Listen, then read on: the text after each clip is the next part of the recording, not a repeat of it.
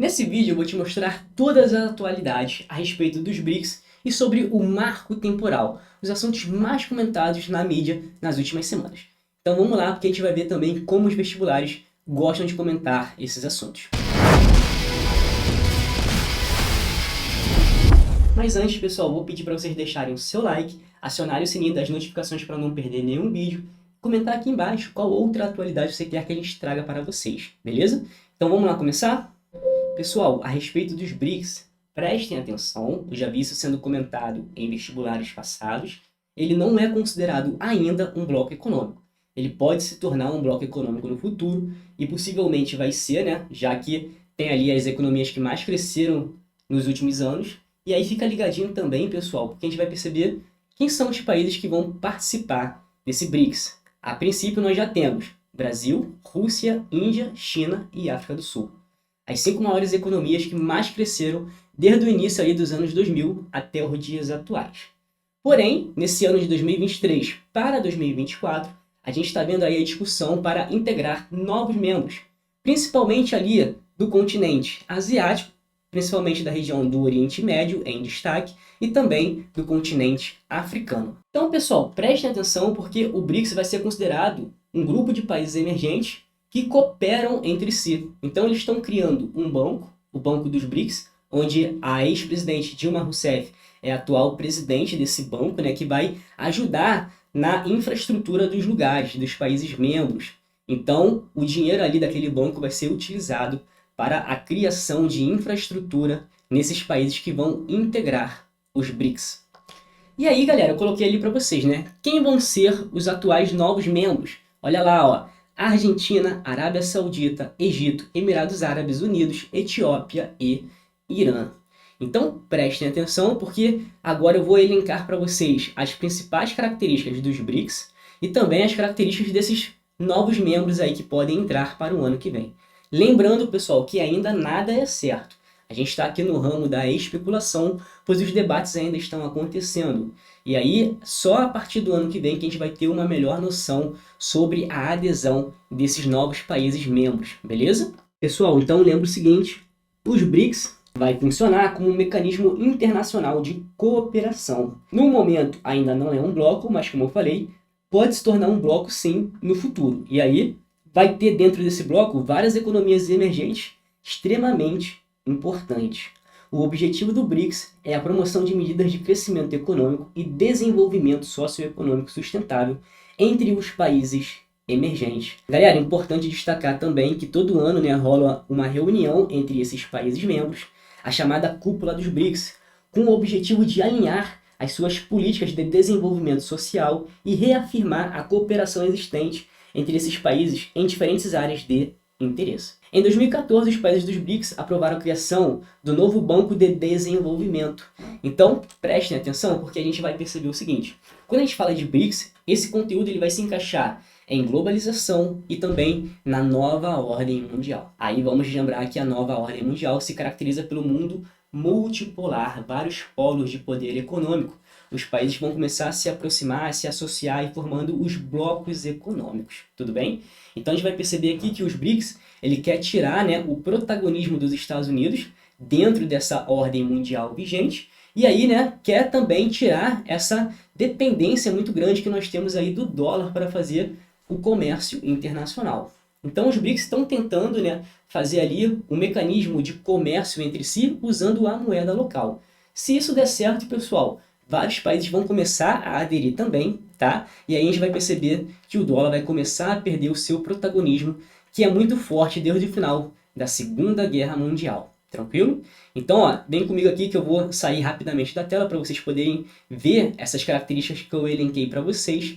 E a gente vai comentar daqui a pouquinho sobre os novos países integrantes, tudo bem? Então, fica ligadinho aí, ó. A gente vai perceber o seguinte, né, pessoal? Os países que estão para entrar: Argentina, Arábia Saudita, Egito, Emirados Árabes Unidos, Etiópia e Irã. Então, grande destaque, né, para os países do continente asiático, a parte ali do Oriente Médio, e também do continente africano. Vocês vão perceber que a maioria desses países são exportadores de quê? Commodities. Vamos lembrar o que são commodities? Matérias-primas com alto valor no mercado internacional.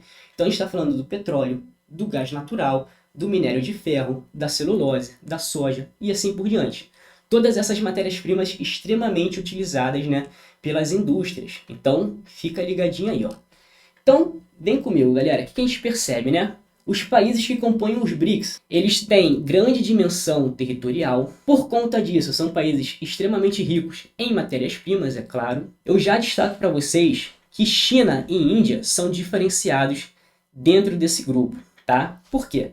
A gente vai perceber, pessoal, que China e Índia são cada vez mais desenvolvedores e produtores de tecnologia. Então, eles são diferenciados dentro dos BRICS. Eles se destacam muito mais porque, além dessa riqueza de matérias-primas, eles vão se destacar também pela concentração industrial em seu território, pela produção em grande escala para a exportação e também, né, por conta desse grande crescimento aí acima dos 10% que a gente observa dessas duas nações. Tranquilo? Então, eles são diferenciados porque, né, se tornaram desenvolvedores de tecnologia. Tranquilo? Então, continuando aqui, são países também que vocês repararem vão ter uma industrialização tardia. Países que se industrializaram ao longo do século XX, enquanto que em outras regiões do mundo a industrialização começou a acontecer em 1750, 1850. No caso desses países aí que compõem os BRICS, eles são de industrialização tardia, pois eles vão se industrializar por volta de 1930, 1950, 1960 e assim por diante. Então, eles vão ter essa denominação de industrialização tardia. Perfeito? São países também, pessoal, que receberam os mega eventos nos últimos anos. Copa do Mundo, Olimpíadas. Então, o Brasil teve Copa do Mundo e Olimpíada. A China teve Olimpíada. A África do Sul teve Copa do Mundo. A Rússia teve Copa do Mundo. Fica ligadinho porque esses países nos últimos anos receberam, né, esses chamados mega eventos. E também esses países estiveram, né, envolvidos em grandes escândalos de corrupção. Isso também ajudou a destruir um pouquinho a imagem ali dos países que compõem os BRICS, tudo bem? Mas o seu crescimento econômico é o mais chamativo e vem se destacando cada vez mais. Por isso que a gente vem percebendo que eles querem aderir a novos países, pois eles querem ter o protagonismo, né, desse cenário internacional. Essa ordem mundial que a gente observa, pessoal, está mudando, tranquilo? Então, a gente vai perceber, né, como eu falei para vocês, China e Índia são os mais diferenciados, como eu coloquei aqui, né, no último tópico para vocês, pois são produtores de tecnologia, concentradores de indústrias. Perfeito? E aí, vamos entender, né, galera? O BRICS, dentro dessa lógica da nova ordem mundial, o que a gente pode observar? A gente vai perceber que essas economias emergentes estão crescendo a sua importância. Então, a gente vai perceber que os Estados Unidos, né, vai estar criando uma grande guerra comercial ali com a China por conta do desenvolvimento tecnológico. Porém, os países que fazem grande comércio com a China vêm crescendo junto com a China. Então, esses países dos BRICS, eles são grandes exportadores de commodities para a China. Então, fica ligado porque muito desse crescimento dos BRICS também está atrelado ao crescimento chinês. Isso é importante destacar. Tudo bem? Então, a China, sem sombra de dúvidas, é o grande protagonista desse grupo dos emergentes. E depois, nos últimos anos, né, a Índia vem se destacando também, né? Então, como eu falei, China e Índia são mais diferenciados, tudo bem?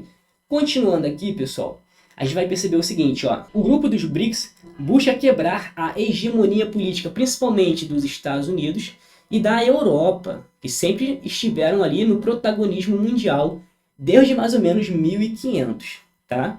Então preste atenção porque os BRICS querem dar uma mudada nessa nova ordem mundial a qual nós conhecemos. Novas formas de comercialização, como eu tinha comentado, comércio em moeda local, retirada do dólar.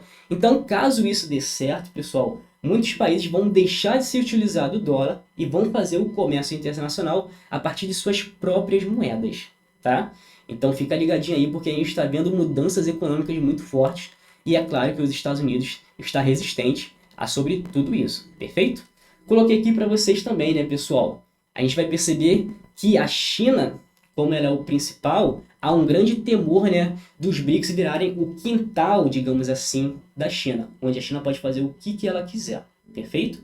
Porém, a gente percebe que a China tem um grande projeto de desenvolver infraestrutura para aumentar o comércio mundial em vários países diferentes, tá? Então fica ligadinho aí. Coloquei aqui também para vocês, ó, Atualmente, China e Índia são grandes compradores de matérias-primas e grandes exportadores de tecnologia e concentração de parques industriais.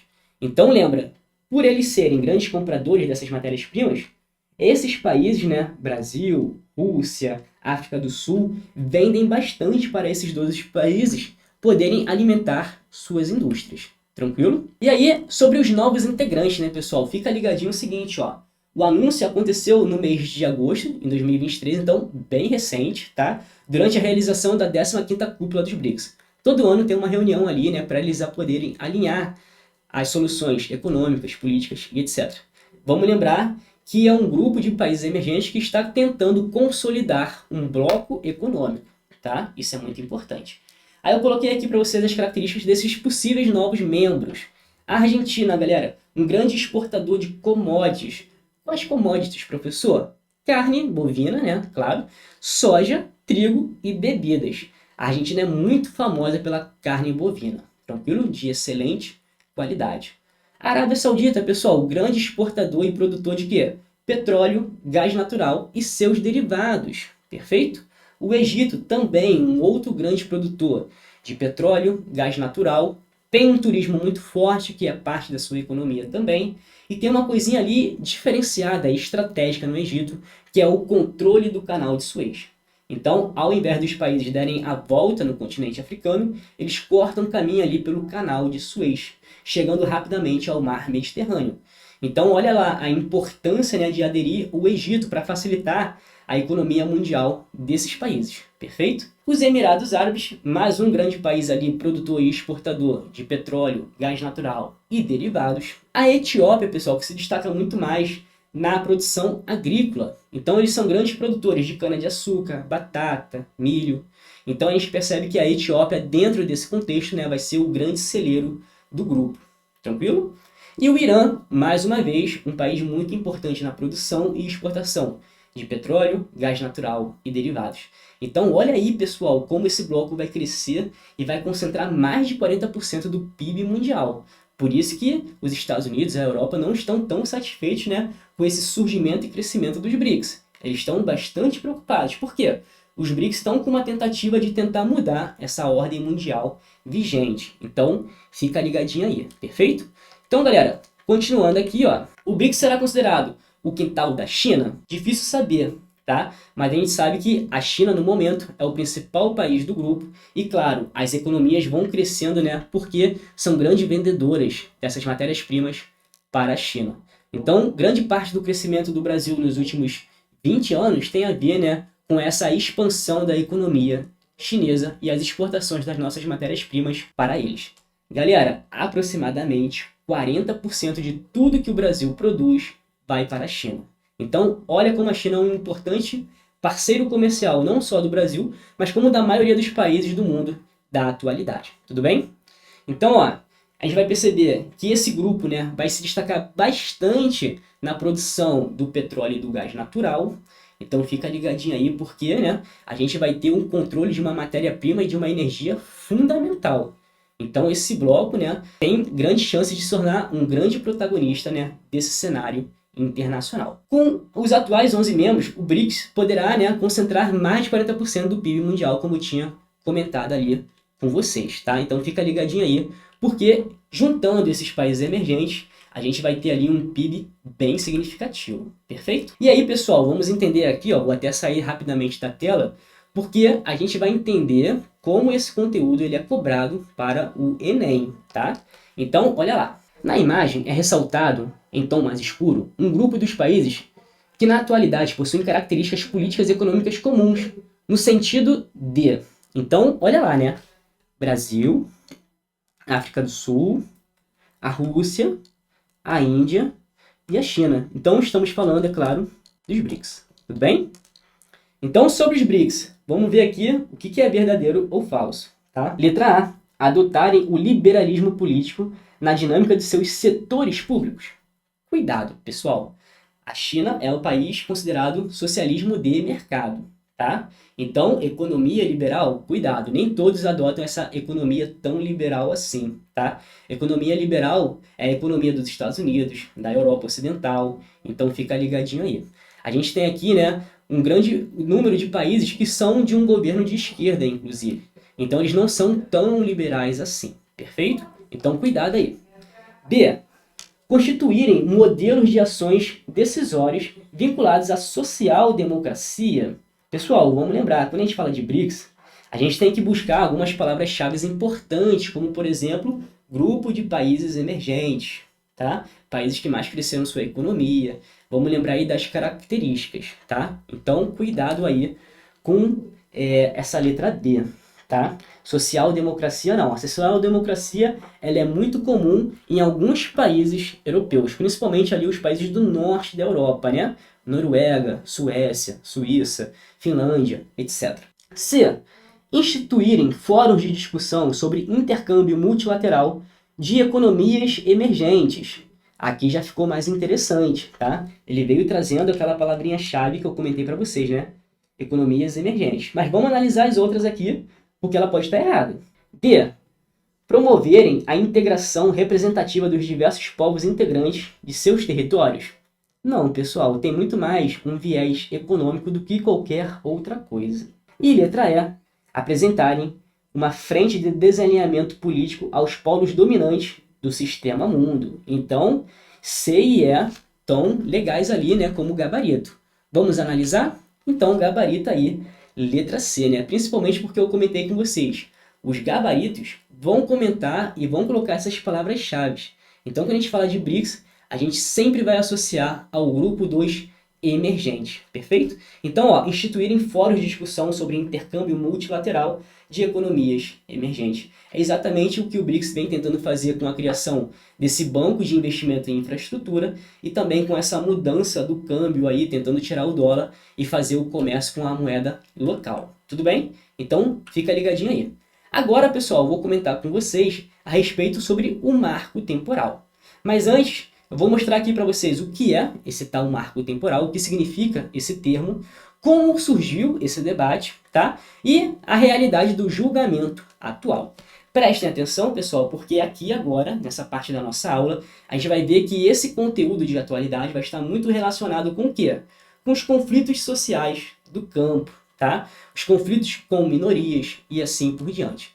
Então, vou dar uma saída rapidamente da tela para vocês poderem visualizar, copiar e tirarem print, porque é importante vocês terem esse conteúdo anotado, porque eu vou mostrar para vocês que isso já caiu em provas, tá? Provas desse ano, inclusive. Então, vamos lá, ó. O que é o marco temporal? Essa tese busca definir uma data a partir de quando os territórios podem ou não podem ser considerados terra indígena. A data de referência é a Constituição de 88. Como surgiu o debate, professor? Vamos prestar atenção porque isso começou a ser mais falado por conta do caso Raposa Terra do Sol, lá em Roraima, para resolver a questão sobre a quem pertencia o direito, né, sobre a região. Então, os ministros ali do STF argumentaram em favor dos povos indígenas, alegando que eles já estavam lá quando foi promulgada a Constituição de 5 de outubro de 88. Então preste atenção porque nesse momento aqui, quando teve esse problema, os juízes, né, usaram esse argumento para ficarem a favor dos indígenas, ou seja, dos povos tradicionais. Tranquilo? Prestem atenção porque qual é a principal discussão que a gente vai perceber aqui, pessoal? O marco temporal ele vai tentar, né, apresentar uma data, né, para a reivindicação dessas terras indígenas. Então a gente vai usar a Constituição de 88 ou vai usar outros critérios? Pode ser critérios antes da Constituição de 88? Então esse é o debate, essa é a discussão, tá? Então o caso ali de Raposa Serra do Sol, em Roraima, acendeu esse debate e trouxe essa questão do marco temporal à tona novamente, tá? Então fiquem ligados, porque a gente vai perceber, pessoal, que quando a gente fala de terras indígenas, a gente está falando ali, né, de populações tradicionais que têm em suas terras a sua cosmovisão, tá? Então, vamos imaginar o seguinte, né? Os indígenas têm uma forma de enxergar o mundo de uma maneira diferenciada, tá? Eles dependem da natureza ali preservada para a sua sobrevivência. Eles são povos que dependem diretamente, né, dos recursos naturais. Então, não adianta, né, você colocar eles num ambiente degradado, porque eles não vão conseguir reproduzir o seu modo de vida, tá? Então, o modo de vida dessas populações tradicionais indígenas, quilombolas, ribeirinhos, pequenos agricultores e assim por diante, eles têm uma relação muito íntima, né, com uma natureza mais preservada. E a gente vai perceber o seguinte, onde tem terras indígenas, a gente tem, né, um menor nível de desmatamento, tudo bem? Então, continuando aqui, ó. Sobre o julgamento atual. Recurso da FUNAI em ação que trata da posse da terra indígena lá em Santa Catarina, caso que gerou repercussão geral. Então, esse caso, né, tentou trazer ali o marco temporal como um argumento para ver se dava aquela terra ou não, e aí isso acendeu, né, esse grande debate. Então, pessoal, prestem atenção no seguinte, ó, o que a nossa Constituição vem falando a respeito, né, dos povos tradicionais, dos povos indígenas. O artigo 231 da Constituição brasileira diz o seguinte, ó, são reconhecidos aos índios sua organização social, costumes, línguas, crenças e tradições, e os direitos originários sobre as terras que tradicionalmente ocupam, competindo à União demarcá-las, proteger e fazer respeitar todos os seus bens. Pessoal, reparem o seguinte, né? Que aqui no artigo da Constituição, eles não vão definir uma data, tá? Então, essa questão da definição de data pode ser bem complicada, porque muitos povos indígenas, ao longo dos séculos, principalmente ali no século XIX, no século XX, eles saíram de seus locais originais porque eles estavam fugindo de uma situação de conflito, situações de guerras, principalmente com as elites agrárias, tá? Então, o avanço das atividades da agropecuária fez com que vários povos indígenas saíssem de seu local original e fossem para outros. Então, eles querem reivindicar o retorno, né, da sua terra original para continuar mantendo ali o seu modo de vida, tudo bem? Então, fica ligadinho ali, porque o artigo original da Constituição, ele não define data. E aí, uma OBS, né, sobre esse julgamento atual. Esse caso de Santa Catarina, né, da FUNAI ali, decidindo se vai dar a terra ou não, acabou gerando uma grande repercussão. Então, a gente vai ver aqui, né, que essa terra indígena reivindicada pela FUNAI é a respeito dos povos Xoclen, tá? Vocês vão ver que eles estão aqui distribuídos em 3 estados da região sul do Brasil, tá? Então, eles querem retomar para essa área original. Prestem atenção, porque a gente não está falando aqui que eles querem, né, retomar, derrubar fazendas, cidades, etc. Eles querem voltar, né, para o local que eles habitavam de maneira original, tudo bem?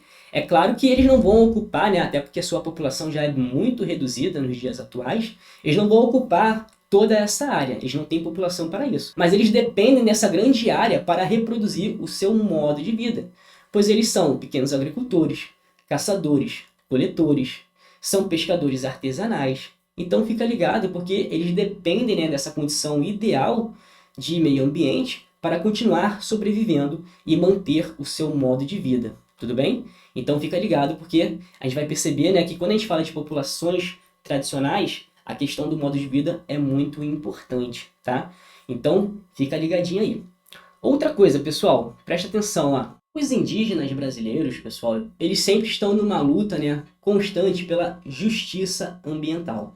Conceitozinho aí muito importante, né? Fiquem ligados, a justiça ambiental. Por quê? A gente vai perceber que, historicamente, esses povos foram mortos, foram perseguidos, eles tiveram que fugir de seus locais originais, tá? Então a gente percebe que houve ali, né, um atropelamento dos direitos humanos a respeito dessas populações que já habitavam o Brasil aqui há muito, muito tempo.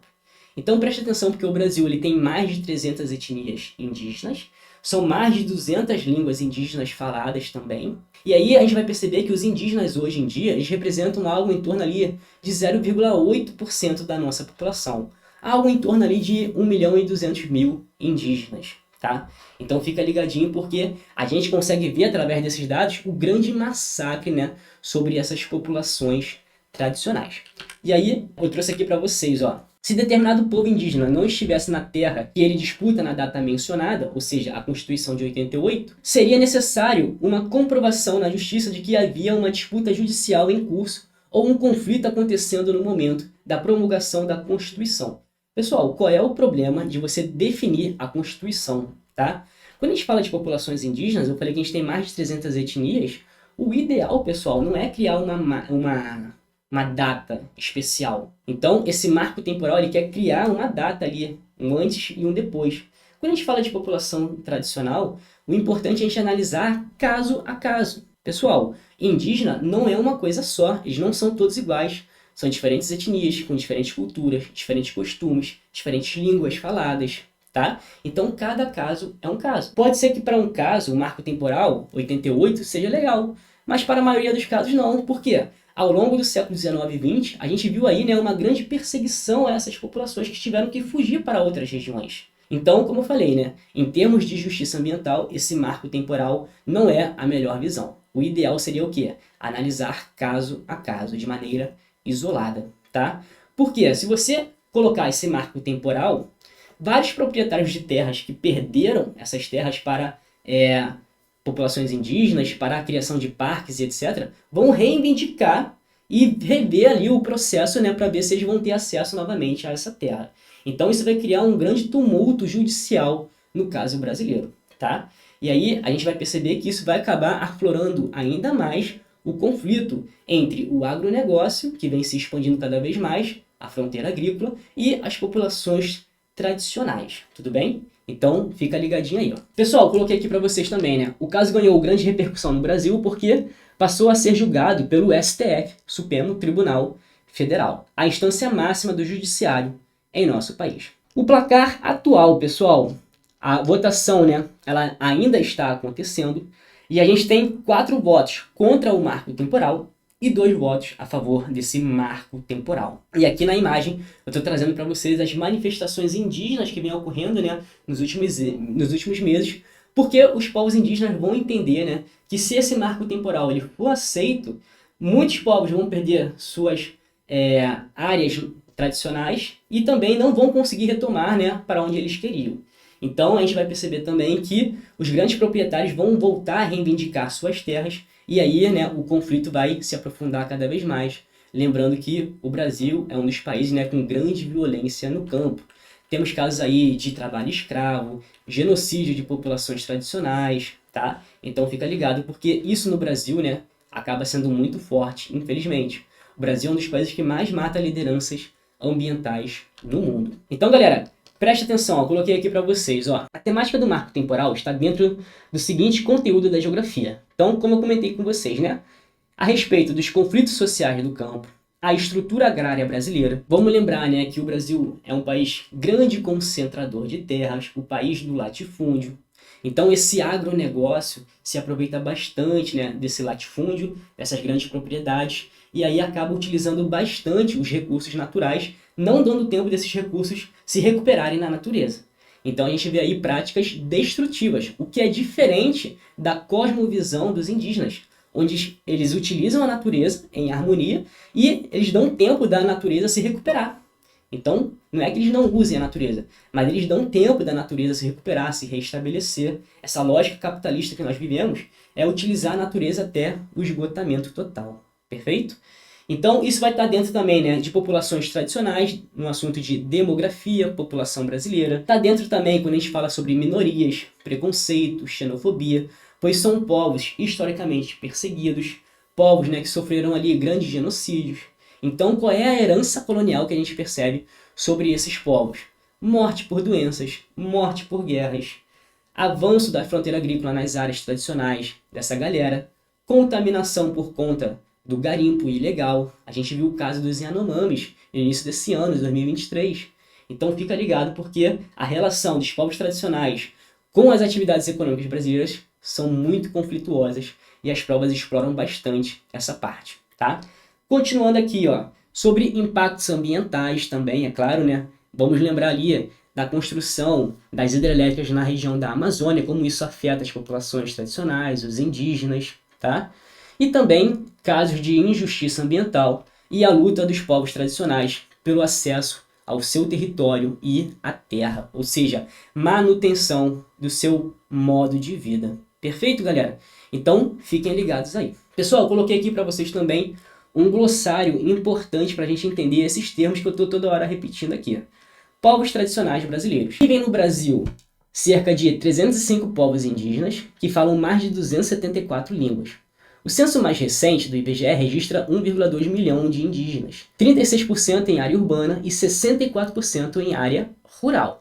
E aí, claro, né? Esse conflito na área rural ele é muito mais forte, muito mais acentuado, que inclui terras reconhecidas pela FUNAI, que é o órgão ali de proteção dos povos tradicionais. E aí, sobre as disputas, os conflitos dos povos nativos, tá? Importante destacar, ó. O processo de demarcação é conflituoso, porque os grandes proprietários se opõem à homologação dos territórios indígenas. O principal argumento contrário é que 14% do território brasileiro fica com 0,4% da população. Elevados conflitos no centro-oeste e norte do Brasil, por conta do agronegócio e da mineração, vem acontecendo, né? E aí a gente destaca os garimpeiros ilegais na região norte do Brasil. Tranquilo, pessoal? Então, a gente vai perceber, né, que há um grande conflito entre os grandes proprietários rurais e essas populações tradicionais. Os grandes proprietários rurais querem continuar expandindo a sua economia e os povos tradicionais querem continuar mantendo o seu estilo de vida. Então, a gente vai perceber que vai ocorrer grandes embates e aí, né, grandes notícias, infelizmente, de mortes. Tranquilo? Então, fica ligado porque essa realidade das populações tradicionais é bastante conturbada no Brasil. Então, pessoal, criar uma data limite para ver se você aprova ou não a criação de uma terra indígena é bastante complicado porque cada caso é um caso, tudo bem? E aí, se você colocar uma data a partir da Constituição de 88, muitos ruralistas vão voltar a reivindicar várias de suas terras.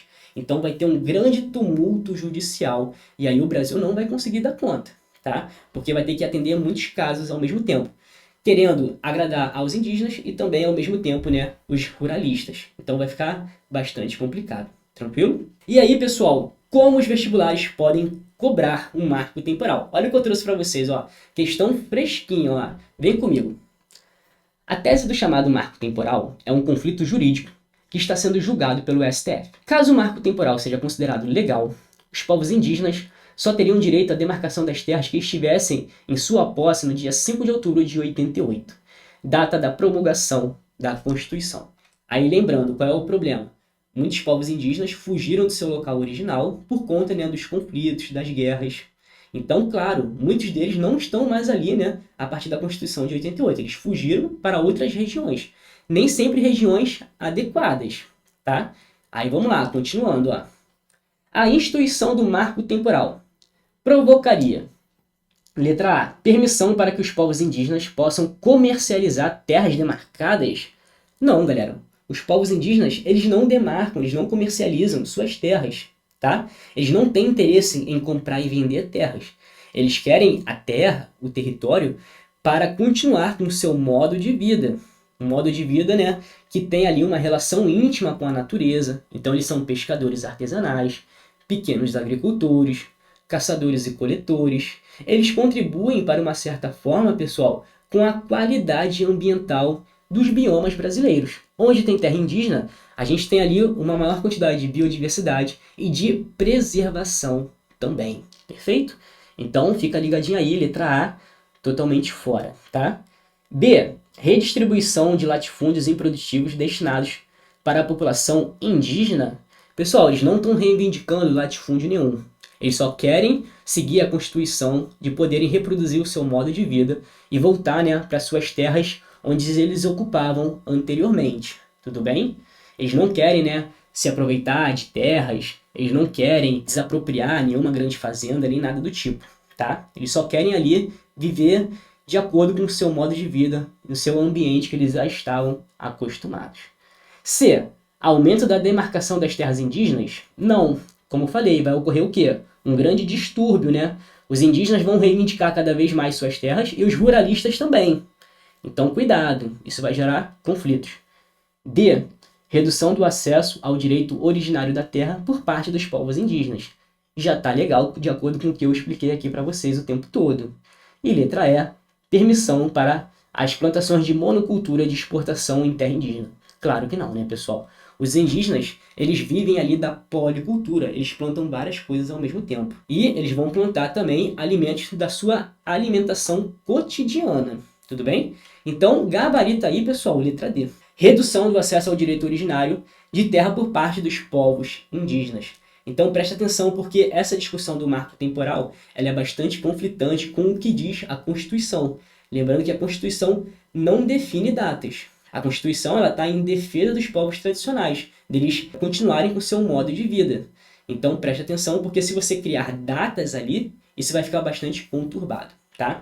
E aqui, pessoal, uma outra questão que eu quero trazer para vocês, do vestibular da UERJ 2023 sobre o caso aqui dos Yanomamis, tá? Não vem falando diretamente do marco temporal, mas é uma questão relacionada a esses conflitos entre as atividades econômicas do campo, garimpeiros, agricultores, pecuaristas e etc., com as populações tradicionais. Então vem comigo aqui analisar essa questão. Ó.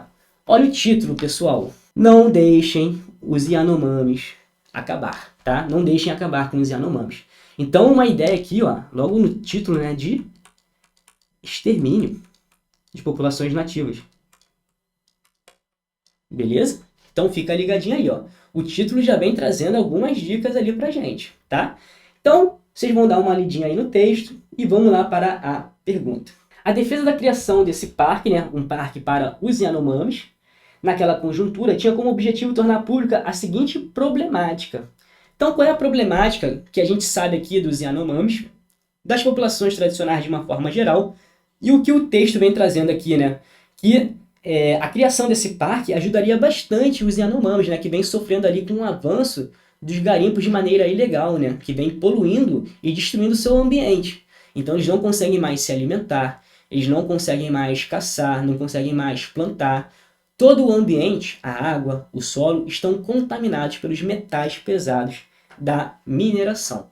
Sem dizer também os casos de violência, né? Esses grupos aí são grupos armados também.